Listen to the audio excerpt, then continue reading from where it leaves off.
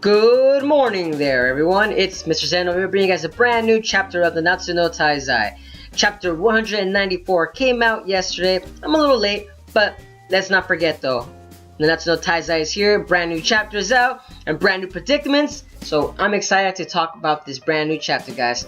So without further ado, let's get started on this chapter. Now, this chapter, guys, it's bringing the end of the climax with Fraudulent himself. In this chapter, Fraudulent seems to be, I would say the battle is actually nearing its end because of the fact that Fraudulent was actually fighting Dreyfus, Hendrickson, and let's not forget the star of the whole entire Nanatsu no Taizai universe, Meliodas himself.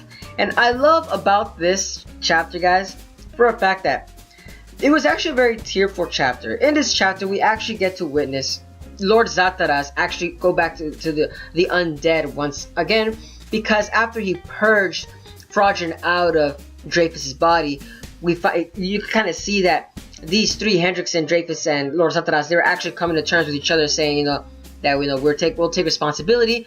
Let's have our little own redemption moment, and catch up, and basically have their little own tender moment right there. And I thought to myself, okay, this little scene here, it was pretty touching. Don't get me wrong, it was very touching. And I love the fact that the last words of Lord Zataras was saying that tell Gale Thunder that I'm always watching over him. And I thought to myself, oh, that was a pretty interesting scene right there. I thought to myself, and it's actually touching the fact that Gale Thunder is so far away from the battle that you're wondering, man, he couldn't even get to witness his dad again.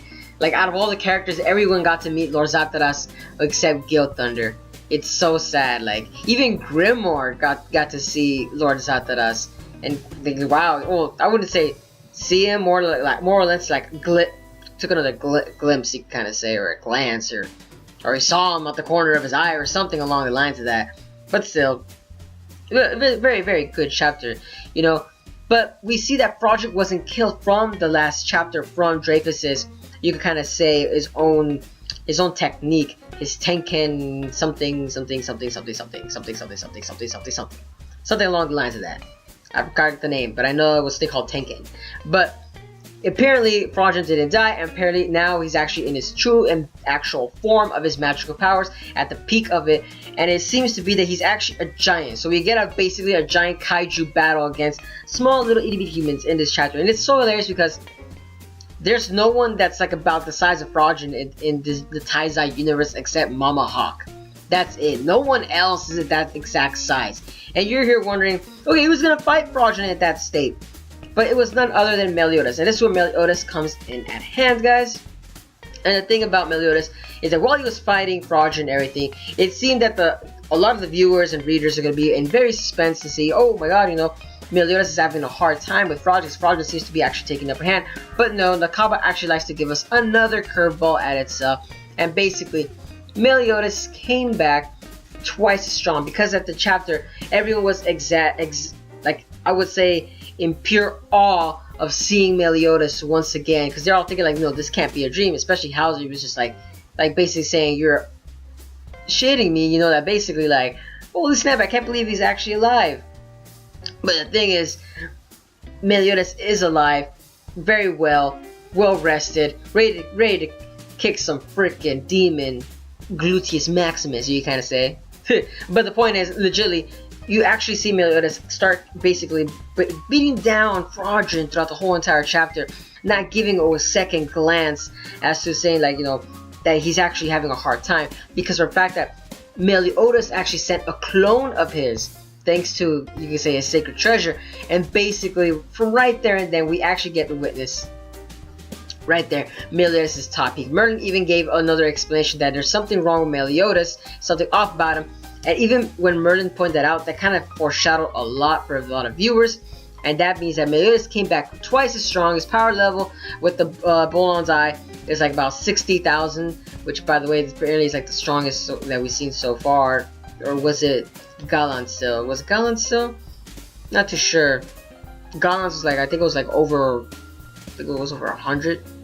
Yeah, I think it was over 100. But the point is, with Meliodas side of on the good side, it's apparently over, I was the highest that we've seen so far. It's the highest. But the thing is, it's so high, but it goes to wonder is that Since Meliodas seems to be getting his demon powers back slowly, bit by bit. And Merlin was actually showcasing saying that, you know, there's something off about Meliodas.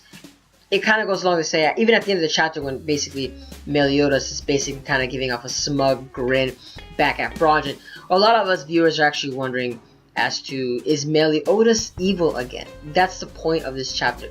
Is Meliodas evil again? Because a lot of people are hypothesizing and theorizing that basically, is Meliodas actually, has he been taken over by the Demon King himself?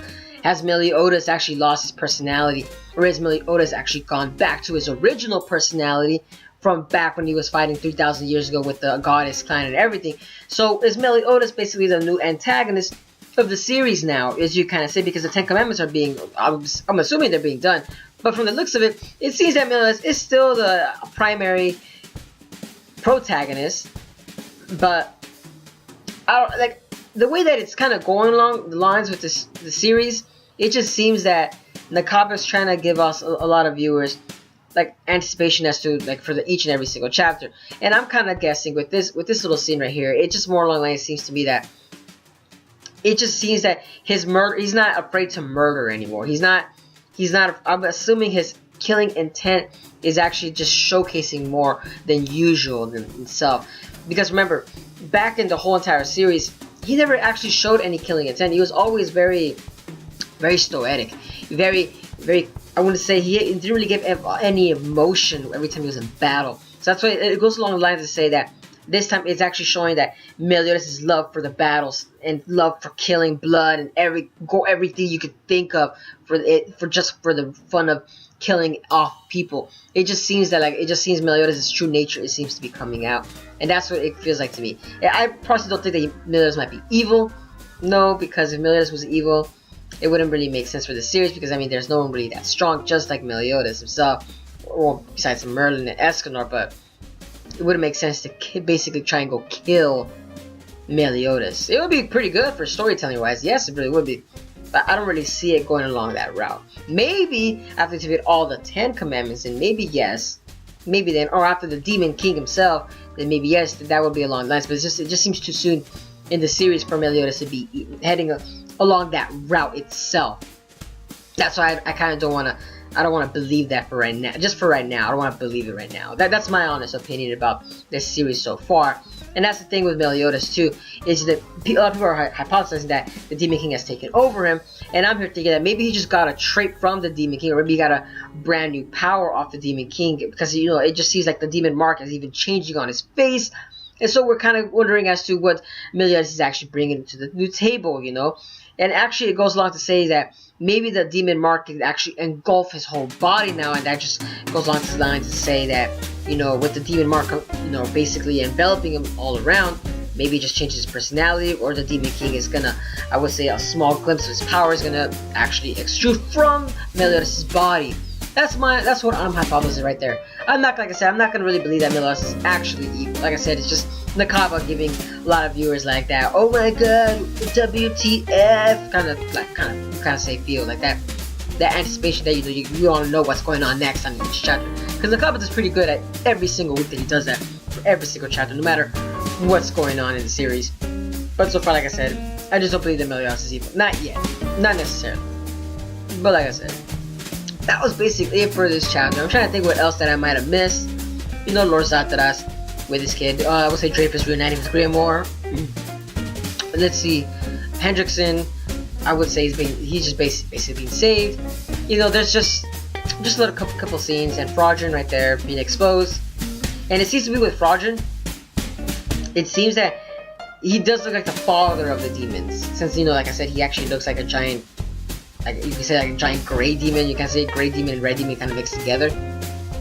But other than that, it just doesn't seem like Frodgen, I would say nothing's new coming out of him.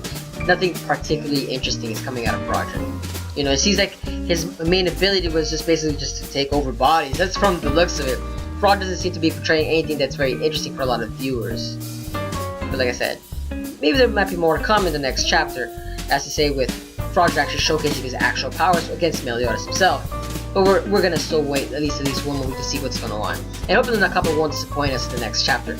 But that's it for today, folks. That's all I gotta say for this chapter. You know, like I said, the chapter is very wonderful and very I would say eye-appealing in itself, guys. And let me know down in the comments below what you guys thought about this chapter. What are you guys thinking about Fraudulent himself? What do you guys think he's gonna actually showcase against Meliodas? What do you guys think about Meliodas, guys? Do you guys really think Meliodas is evil? Like I said, I personally don't think Meliodas is evil. I think he's still on the good side, and it's just his killing intent is just more showcasing more strongly than ever in this series now that it's been throughout the whole entire way, you kind of say. And also, guys, what do you guys think about Gauther? Do you guys think Gauther is going to become evil once Fraudulent is dead, once Fraudulent is done? Or do you guys think Gauther's, I would say his memories are going to be coming back to him? Because, you know, he's still a doll, so maybe his lost memories are probably going to be back. Like I said, let me know down in the comments below, guys. And as always, guys, if you guys enjoy my content, give a like, comment, share, and subscribe for more Nanatsu no Taizai anime content or manga content, you kind of say. And as always, guys, have a wonderful day. But this is Tristan, sign.